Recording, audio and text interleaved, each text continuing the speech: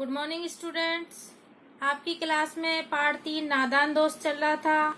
मैंने आपको बताया था कि नादान दोस्त जो है प्रेमचंद जी द्वारा लिखित एक प्रसिद्ध कहानी है। इसमें अब तक आपने पढ़ा कि केशव और श्यामा चिड़ियों के अंडों की रक्षा के लिए प्याली में दाना पानी और वह टोकरी लगाकर छाया कर देते हैं तथा कपड़े की गद्दी बनाकर उस पर अंडों को रख देते हैं, फिर जाकर के सो जाते हैं। उसके बाद क्या होता है आइए देखते हैं बच्चों। 4 बजे यकायक श्यामा की नींद खुली। किवाड़ खुले हुए थे। वह दौड़ी हुई कार्निक्स के पास आई और ऊपर की तरफ ताकने लगी यानी देखने लगी। टोकरी का पता ना था। संयोग से उसकी नजर नीचे गई और वह उल्टे पांव दौड़ती हुई कमरे में जाकर जोर से बोली, भैया अंडे तो नीचे पड़े हैं, बच्चे उड़ गए। केशव घबराकर उठा और दौड़ा हुआ बाहर आया। क्या देखता है कि तीनों अंडे नीचे टूटे पड़े हैं और उनसे कोई चूने जैसी कोई चीज बाहर निकल रही है। पानी की प्याली भी एक तरफ टूटी पड़ी है। अंडों को टूटा हुआ देख करके केशव के चेहरे का रंग उड़ गया। सहमी हुई यानी डरी हुई आंखों से जमीन की तरफ देखने लगा। श्यामा ने पूछा, बच्चे कहाँ उड़ गए भैया? तब श्यामा पूछने लगी कि भैया बच्चे कहाँ गए?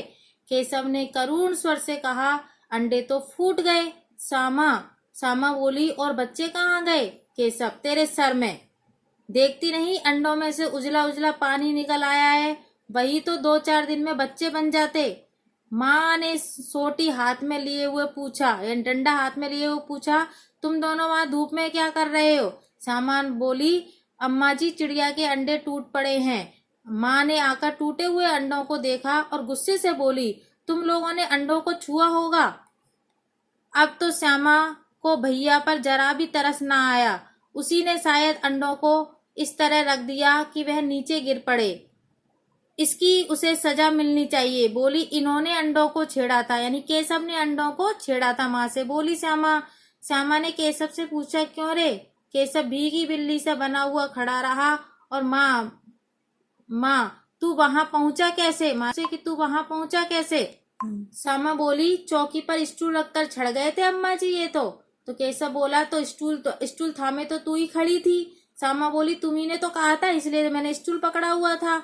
माँ बोली कि तू इतना बड़ा हुआ, तुझे इतना भी नहीं मालूम कि चिड़ियों के अंडों को छूने से चिड़िया उन अंडों को सेती नहीं है। श्यामा ने डरते डरते पूछा, तो क्या चिड़िया ने अंडे गिरा दिए अम्मा जी? माँ बोली, और क्या करती? केशव के सिर पर उसका पाप पड़ेगा। हाय हाय, 3 जनों की इसने दुष्ट ने जान ले ली। केशव रोनी सूरत बनाकर बोला, मैंने तो सिर्फ अंडों को गद्दी पर रख दिया था अम्मा जी। माँ को हंसी आ गई, मगर केशव को कई दिनों तक अपनी गलती पर अफसोस हुआ। कौन सी गलती पर? कि अगर उसने चिड़ियों के अंडों को छुआ ना होता तो चिड़िया उन अंडों पर बैठती, उन्हें सेती और उन अंडों में से क्या निकलते? बच्चे निकलते। इस पर उसको क्या हुआ? अफसोस हुआ। अंडों की हिफाजत करने में जो जोक से उसने उसका सत्यानाश कर डाला, इसे याद कर वह कभी कभी रो पड़ता था। दोनों चिड़िया वहां फिर कभी नहीं दिखाई दी। तो बेटा ये चैप्टर आज आपका कंप्लीट होता है। इससे संबंधित जो प्रश्न उत्तर है वो मैं आपको व्हाट्सएप कर दूंगी बेटा। धन्यवाद।